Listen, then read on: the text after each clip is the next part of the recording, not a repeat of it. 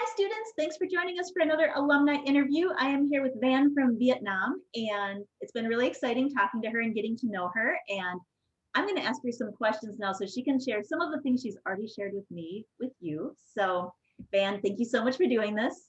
Of course. Thank you so much for inviting me, Heather. You bet. So, before I actually ask you the first question, would you mind introducing yourself and just giving a little bit of background? Yeah, absolutely. So I actually came here, I think about 13 years ago already. I came here in 2007. Actually did not know anything about La Crosse at all, but actually I heard, I mean, the school was recommended to my parents through one of the professor from Madison. And, I would say that I definitely was not disappointed when I came to La Crosse. Like the people super nice. I honestly had one of the best 5 years, in La Crosse. Obviously I moved on from La Crosse to like go to New York and everything after that, but honestly it is a place that I still hold very dear to my heart. All of my parents are still pretty much back in Hanoi, Vietnam, so I do come back and visit them once in a while, but most of the time I'm based out of New York, so all of the work I do or like work locations, everything is out of New York as well. That's awesome. Okay, so the first question I always ask, and you kind of already touched on this, is how did you hear about UW-La Crosse and why did you choose it? And you mentioned that your parents had Yeah. had a reference from a faculty member at Madison, but Yes. what made you decide that like La Crosse was the school you were going to pursue? Yeah, definitely. So to be honest, I think even before talking about La Crosse, like I think my dream of coming to US or America has kind of been fueled by my mom. She was an English teacher. So, I mean, I was taught English at a very young age, and she went to summer school in Madison. And that's when she got to know like the professor, Judy Lazinski there. And the professor also happened to have kind of like an exchange program with Vietnam where she would take like a certain amount of Vietnamese student and then place them in different, of course, like helping them with applications, placing them in different school system in like all over US. And I mean, I've heard about, like the American culture, just the college environment from my mom for a very long time. So it was kind of like, it was already, I was very excited to go. And when the opportunity was presented to me, it was either going to US to La Crosse, or I could go to China with full scholarship. And I'm like, at that point, I have been learning Chinese for Mhm. 3 months. And I was like, yeah, I don't see a future in this. I'm just a very terrible person when it comes to learning a new language. So yeah, it was honestly a great opportunity. And I'm like, I've always wanted to go. So I don't really care if it's a new country. I don't really care if I've never toured the school before. I'm just excited to, like explore a new place. That's so fun. Mhm. I would have also been like you. I don't think I'm going to start a bachelor's degree when I've only been learning a language for a few months. I think I'm going to go somewhere. Exactly. I would say China at that point was a choice because of proximity. Like it's a Sure. lot closer to home. So my parents obviously would have preferred me to go to China, but I think deep down they know like how much they have fueled my dream to go to US. So they would probably felt a little guilty for not giving me that choice and make that decision myself. Mm-hmm. Well, that makes sense. Okay, so tell us a little bit about your academic journey, like the major that you came in with, the major you graduated with, kind of, and then kind of along the lines with like the academics. Were there any classes that stood out to you, or like any professors that you really bonded with? Yeah, absolutely. So I would say, so academically wise, I definitely took a little bit different path than most of the Vietnamese student that I've known. So I was a double major in arts and communications. Within arts, I did graphic design and metal smithing, and then for communications, I did kind of like a double special, I guess, specialty both on Mhm. televisions, broadcasting, and also leadership communication, or we call it organizational comms. Um, and I actually did not really know what I was going to do after I graduate with those, which is and through just like my network and some of the professor help from the university. um Actually, it was actually thanks to one of my professor from televisions and broadcasting major at that point. She actually introduced me to a job at the local TV stations. uh I can't remember the name. I think it's KQEG or something like TV. Mhm. And pretty much my job was super easy, but I was able to did my OPT and like my CPT for that. So I pretty much work in shift.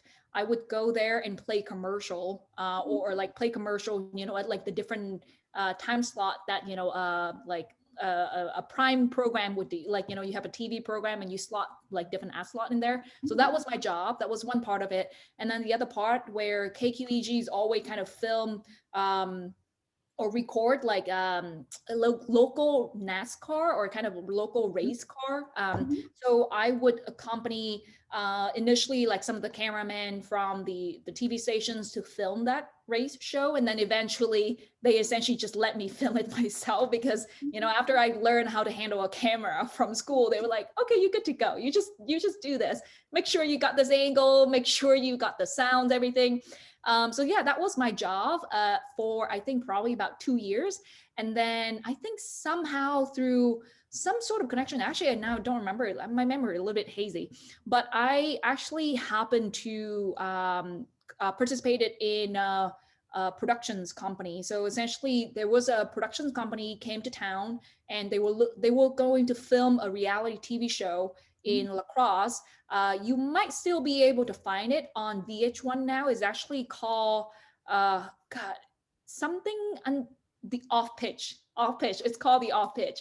So throughout that whole, like they was in La Crosse for a whole year. So Wow. I essentially just accompany them across like all across Wisconsin and then some of the neighboring state to kind of film this show choir band like performing at a different kind of festival. And honestly that was one of the very very interesting experience for me. Like I definitely have learned kind of how to be very crafty, like just be very creative thinking, like Mhm. because when you're a productions assistant there's a lot of issues coming up and sometimes you just like you got to be able to be very adaptable and like respond in a very quick manner. um, and then after I did that for a year, and then of course, like the show kind of ended and didn't really get renewed. And then at that point, I was like, okay, well, I really do need to think about like what I'm going to do with my career. I know I don't want to go into like business and finance. I know I don't have the brain for it, but I really do like the problem solving aspect. And I also want to stay in some field that is still creative. So that is when I decided to go back to grad school for a master in advertising. Mhm. So I moved from La Crosse to Syracuse, which is like all the way like upstate New York, Mhm. just one cold place to another cold place. And I spent the program was about, I think about a year and a half. Yes. So it was about a year and a half. Um, and I pretty much learned all the aspect of like advertising, like traditional advertising. So you go from strategy planning to essentially media. There's also an aspect of creative as well too, but again, I already knew that like creative is not where I'm going to be able to, I guess, like find a career, like a stable career as an international student. So a lot of my time at Syracuse has been very much focusing on like learning about the media aspect of advertising. It was a very niche. It's also require a lot of data analytics. So that's when I kind of dipped my toe in the advertising field a little bit. And then after I graduated, I happened to got a job in um, one of the DSP. So essentially we got DSP, but it stands for demand side platform. So it's one of the tech stack that is used in programmatic advertising. So at that point, when I first got into advertising, programmatic is still very new. It's about it started in 2010 by Yahoo. However, Yahoo bright role, but then eventually it's evolved. So it was a very exciting opportunity. Like you get to learn technology, you also get to learn the business aspect of it. And it's honestly like I've learned a lot during my 1 year at Media Math. And then from there, I moved over to the agency side, like more like a media agency. I work with Omnicom agency OMD for about almost 6 years. And then recently I made the move again to the South Side. I work at Daily Motion now. So that is a little bit of like a 180 or I guess 360 degree of my academic, like journey and obviously to like the career. I would say that there's definitely a few professor that has really helped me during my my career, or I guess my time at UWL, I still remember Professor Stella. So she was my graphic designer professor. Like she specialized in graphic designer. She definitely helped me a lot. Like I was definitely not one of her best students. I was also very lazy, so she always have to constantly remind me to like, you need to turn in your thesis, you need to turn in like all of your projects and everything. But she has been like incredibly, like helpful and understanding throughout my whole, I guess like my whole like college career. And also understand that, at that time, like even though I have like I'm still a kid in some certain sense, like there's certain like, and still allow me to have some kind of fun throughout like the project. And it's not always about like turning in, a deadline. So Mhm. I really do appreciate, like all of her effort. I do also remember another professor. I actually have to come back with you on the name, but she was actually my television's, my TV broadcasting professor. And she was the one who actually hooked me up with the job at KQEG. And she was, she was probably, she was probably one of the best professor that I have because of how like she's allow her student to have a lot of freedom. She's really there to teach them, but also to guide them. And then after that, she gave them a lot of freedom on how to like express themselves through different projects. So really very much kind of like an advisor. And for me, it was like, I never really knew much about, the field here, televisions, I don't even know much about like culture here. And she really did taught me a lot. It's a little bit embarrassing that I kind of forgot her name, but I'll come back with you on that. No, that's okay. And I think your point is actually a really good one that, we usually start our university studies and we know what we're interested in, but we don't necessarily know how that's going to evolve into a career. And so a lot of times it is like a professor that helps or an experience where suddenly you found yourself like at maybe not like the most exciting job at a TV station, but from that you then like learned more about like other opportunities and it just kind of grew from there, it sounds like. Absolutely, absolutely. And I would say that, if a lot of it is for me is like it's all about being lucky, like being in the right time and right place. I like I can't say that, I did everything, through my own effort. Like there's definitely a component of luck, like big component of luck in here. So Mm-hmm. Oh, that's awesome. Okay. So in addition to the academic yep. experiences and like internships and work and all that, what else were you involved in outside the classroom? Like, were you involved in any student organizations or like the host friend program or anything like that?